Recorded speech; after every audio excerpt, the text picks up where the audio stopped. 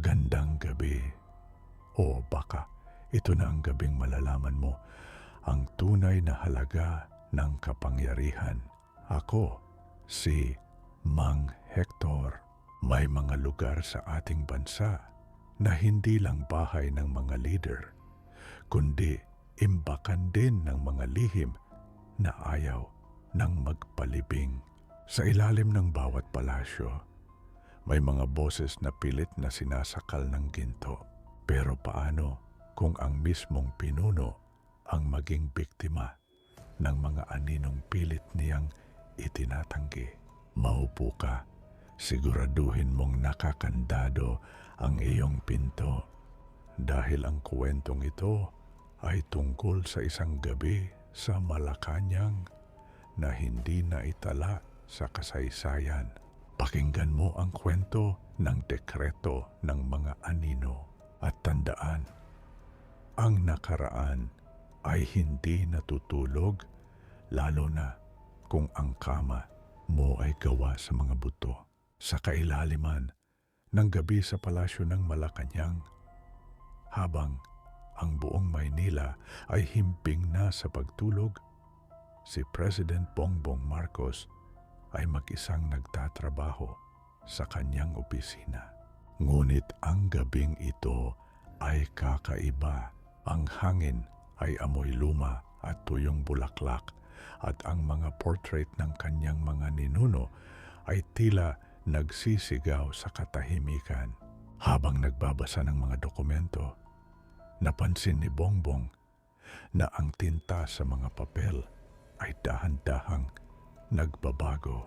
Ang mga salitang batas at kaunlaran ay nagiging bighati at hukay.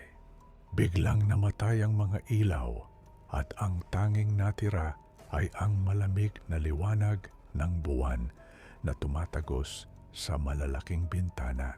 Mula sa madidilim na sulok ng silid, lumabas ang mga anino. Hindi anino ng mga gamit, kundi anino ng mga taong wala ng mukha. Sila ang mga nawala, ang mga kaluluwang walang pangalan na nabaon sa kasaysayan. Sinubukan ni Bongbong na tumawag ng gwardiya, pero ang kanyang boses ay tila kinakain ng mga pader. Sa gitna ng silid, lilitaw ang isang figura na kamukhang kamukha niya. Pero ang balat nito ay kulay abo at ang mga mata ay kumikinang na parang tanso.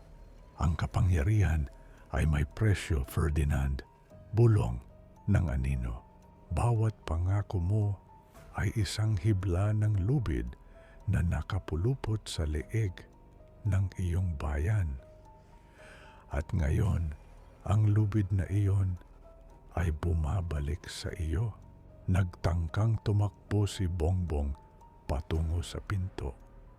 Pero ang bawat hakbang niya ay tila lumulubog sa isang lawa ng itim na likido na amoy kalawang. Ang mga anino ay nagsimulang humawak sa kanyang paa. Hinihila siya pababa. Ang mga pader ng palasyo ay nagsimulang bumulong ng mga petsa at pangalan, mga taon ng kagutuman, mga gabing puno ng takot at mga bulsang puno ng gintong may bahid ng dugo. Biglang bumukas ang pinto, pero ang nakita niya ay hindi ang pasilyo ng Malacanang, kundi ang isang malawak na bukid na puno ng mga krus na walang pangalan. Doon, nakatayo ang anino ng kanyang ama, nakaturo sa isang bakanteng hukay na may nakaukit na pangalan. Ang huling pangako. Ang anino ni Bongbong ay unti-unting humihiwalay sa kanyang katawan. Kinuha nito ang pluma sa mesa at nagsimulang lumagda sa isang dekreto na gawa sa balat ng tao. Ikaw ang magiging boses nila ngayon. sabi ng anino. Sa huling sandali bago siya tuluyang lamunin ng dilim, naramdaman ni Bongbong ang kanyang dila na nagiging bakal at ang kanyang puso na nagiging bato. Kinabukasan, lumabas ang presidente sa harap ng publiko na may matamis na ngiti.